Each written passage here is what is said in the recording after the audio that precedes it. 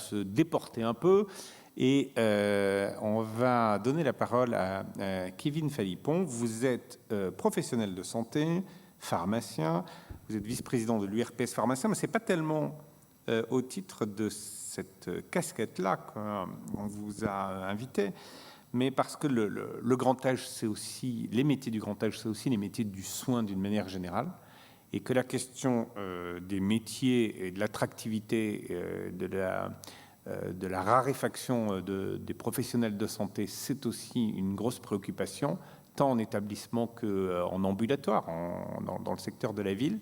Et vous avez mis en place, vous avez porté un projet de maison médicalisée de santé dans un territoire qui est, je ne sais pas si il est sous-dense médicalement, vous allez nous le dire, mais voilà, est-ce que ce type de solution permet de renforcer la capacité à trouver de la ressource en professionnels de santé, et quel regard vous avez, vous, sur cette question des attentes des professionnels de santé? Pourquoi on manque à ce point de professionnels de santé sur nos territoires, et quelle réponse, quelle solution on peut porter? Merci Albert, merci également aux organisateurs de m'inviter. Vaste sujet. Déjà en préambule, rappeler quand même que dans ce salon Défi Autonomie dont on traite des sujets liés au vieillissement, que le pharmacien, il y avait une étude qui avait été faite, on a 91% de nos seniors, donc on avait pris l'âge de 65 ans, qui ont un seul et même pharmacien. Donc ça montre quand même ce contact qu'a le pharmacien, qui a été démontré au cours de cette crise sanitaire, qui est très très important, un contact quotidien. Je fais un parallèle avec ce que disait Nicolas Menet tout à l'heure, qui était assez intéressant, notamment au-delà de la technologie, on pense à l'humain. L'humain, je pense au domicile, parce que c'est vrai qu'en maison de santé, on en parlera après, on a beaucoup d'interactions avec les autres professionnels, les infirmiers libéraux notamment, les médecins généralistes, les ergothérapeutes, le kiné qui vont au domicile. Et c'est vrai que finalement, c'est un peu comme l'aide-soignante de SIAD, l'infirmière libérale qui change l'ampoule, en effet, qui change un flexible, qui règle une télévision. C'est aussi le pharmacien du quotidien. Et ça, c'est important de le dire. Sur l'attractivité des métiers, on en a parlé. Alors moi, c'est sûr que c'est un monde un peu différent de témoignages qu'on a.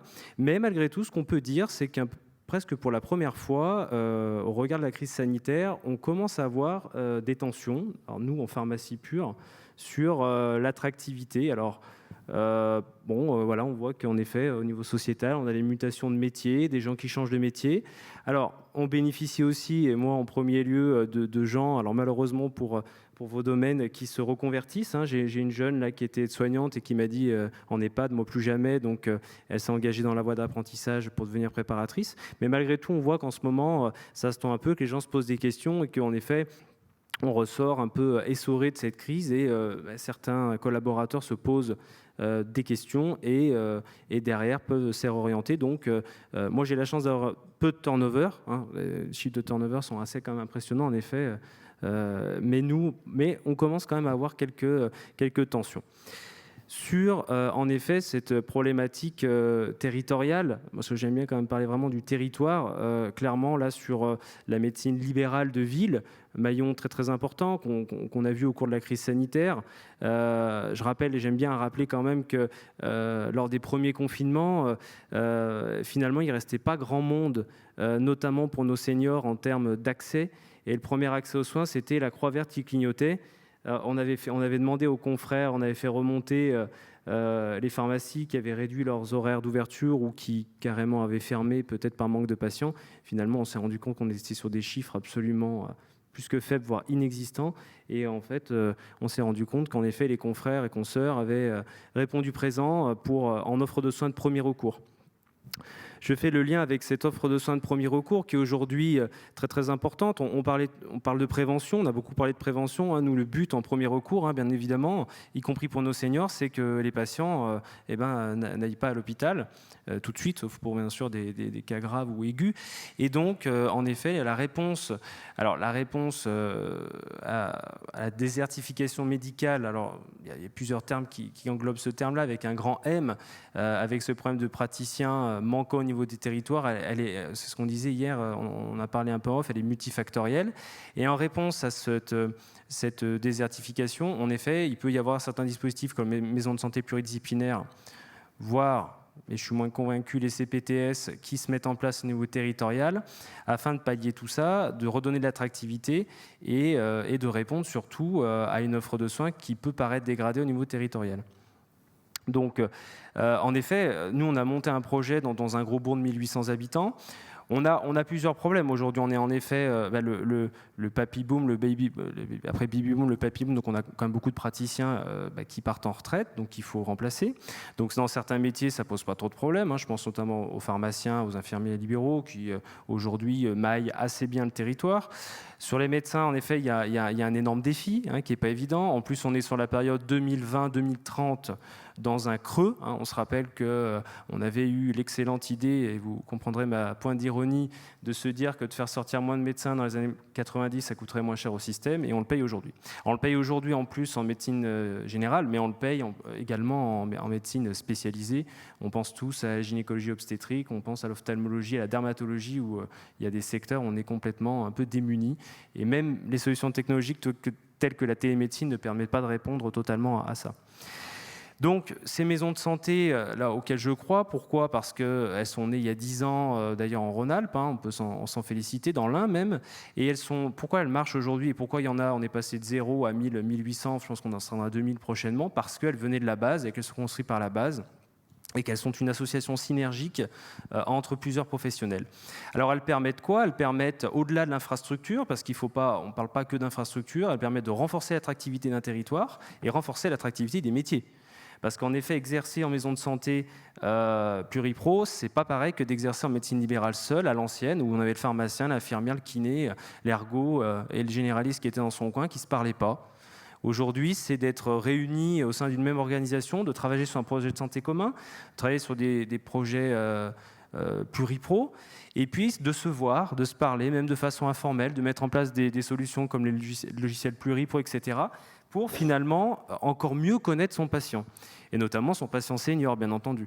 Et donc, on se rend compte qu'en effet, dans toutes les zones, même sous-denses, parce que par exemple dans l'Ain, moi je exerce dans l'Ain, on est vraiment en sous-densité médicale, et malgré la perte d'attractivité du libéral, notamment du côté des médecins, donc nous on ne comprend pas toujours beaucoup, parce que c'est vrai que nous, en pharmacie, le libéral, c'est plutôt quelque chose qui est assez heureux. Les infirmières, c'est pareil. Bon, elles ont un effectif suffisant pour faire des allers-retours, par exemple, entre du libéral et puis du salariat ou autre.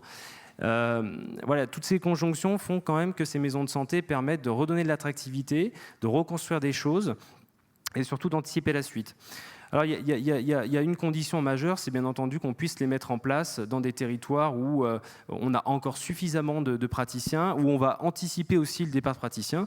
Chez nous, par exemple, j'avais 3 médecins généralistes, mais j'avais 3 médecins généralistes de plus de 60 ans. Donc, il y avait urgence à mettre en place ce type de structure, à la fois organisationnelle, à la fois structurelle, de manière à anticiper le départ à la retraite. Et là, on voit quand même qu'on a une vraie dynamique et qu'on commence à accueillir des nouveaux praticiens et que des praticiens, notamment médecins, parce qu'on reste dans un système assez pyramidal. Alors le PLFSS, là on est en plein dedans, aujourd'hui en train de décloisonner un peu les choses avec des amendements intéressants sur des accès directs chez l'optométriste, chez le kiné, chez l'orthophoniste. Enfin, on sort de ce système pyramidal où on a le médecin tout en haut qui est prescripteur et donc influence fortement derrière l'activité des autres professionnels. Donc ça c'est heureux. Et en maison de santé, donc on a pu anticiper, on voit arriver des jeunes qu'on arrive à motiver à s'installer en libéral pour continuer à construire cette offre de premier recours qui est bénéfique pour tout le monde. Et donc, il y a un jeune médecin qui est en train de vous rejoindre. Et on a un jeune médecin qui est en train de nous rejoindre. On a bien sûr des praticiens plus âgés qui s'engagent dans une voie d'accueillir des internes pour leur faire goûter et leur faire envie, désacraliser un peu cet exercice libéral qui est chez eux un peu noir, je ne sais pas pourquoi. Et donc, on est très heureux. Et puis voilà, on n'avait pas d'ergothérapeute. On sait que c'est hyper important. On vient d'en accueillir un. On n'avait pas de pédicure podologue. Et c'est hyper important. Et on vient d'en accueillir un parce que ça crée cette dynamique. Et pourtant, voilà, on est à Pont-Saint, 1800 habitants. On est quand même en ruralité. Les infirmiers libérales font 30 km parfois pour aller vers le patient. Mais malgré tout, on voit que dans ces secteurs-là, on arrive à dynamiser l'offre de soins de premier recours et surtout à la maintenir. Et dernière question, est-ce que cette maison pluridisciplinaire de santé, elle a des rapports avec un EHPAD qui est à proximité? Comment vous travaillez avec les structures handicap ou grand âge? C'est une bonne question. Alors, nous, à la pharmacie, en effet, on dessert un EHPAD d'une 50aine de lits, EHPAD public. Et moi, ce que je trouve dommage et ce que je déplore, c'est que c'est vrai qu'actuellement, ces structures-là, ou tout ce qui pourrait être autour de la médecine libérale au niveau territorial, de par cette proximité, ne soit pas assez intégré. Donc je pense que là, il y a encore travaillé. On a décloisonné un peu la médecine de ville. Là, je pense que clairement, ça fait plus de 10 ans maintenant, ça marche assez bien. C'est vrai qu'il y a cet effort à faire au niveau hospitalier, il y a cet effort à faire au niveau des structures type EHPAD, médico-social, les SIAD aussi, parce que c'est vrai que là, pour l'instant, c'est pas très, très décloisonné. On n'a pas énormément d'interaction avec eux. Et pourquoi c'est important? Parce qu'on a l'impression qu'une pharmacie qui dessert un EHPAD n'est qu'un prestataire, on va dire, d'ailleurs qui est non valorisé. Mais il faut bien se rendre compte, on parlait tout à l'heure et on se rappelle toujours de parcours de vie, parcours de soins.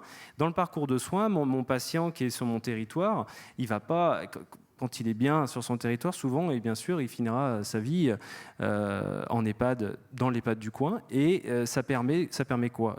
L'EHPAD du coin, c'est le médecin traitant de la maison de santé qui continue de s'occuper de son patient. C'est le pharmacien du coin qui continue à s'occuper de son patient.